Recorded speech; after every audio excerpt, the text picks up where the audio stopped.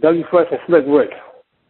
At it was a club called Les Jardins, and to me they were, incredible. They were definitely incredible, and what they were doing, I felt, they made me feel like I was a part of the show. Just entertainment all around. It was bananas.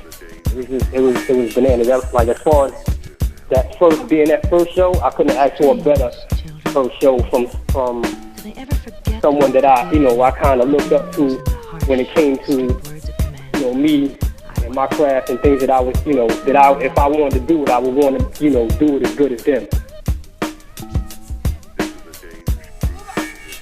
I did a house party in general, and then, there was an MC on the mic, and he did his thing, but at the same time, while this MC was doing his thing, he tried to get fly and stuff like that, and things of that nature, and I had to do my thing on the mic as well, so I did both at the same time.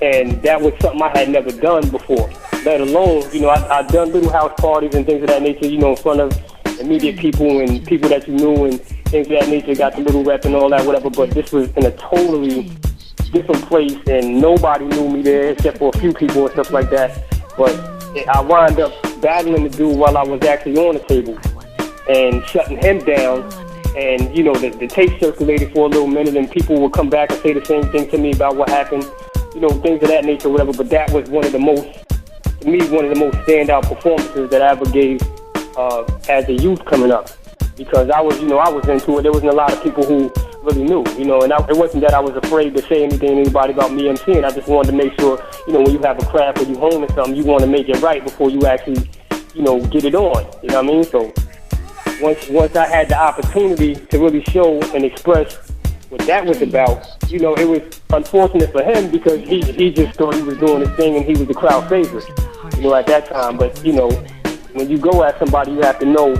what you're going at and, ultimately accept what happens next. In a live area, you're in front of everybody. Even if it's a little house party or if it's something outside of a club and you got a Cypha, as long as you're up in a Cypha, that's where you get your stripes at. Because once you shut down a Cypha, then that's pretty much it. You know what I'm saying? The Cyphers are always the things that matter. When you was in high school, people banging on the table, or people just trading rhymes back and forth just so that way they can show and see what show people what they can do after. Most times, honing their craft at their crib a little bit,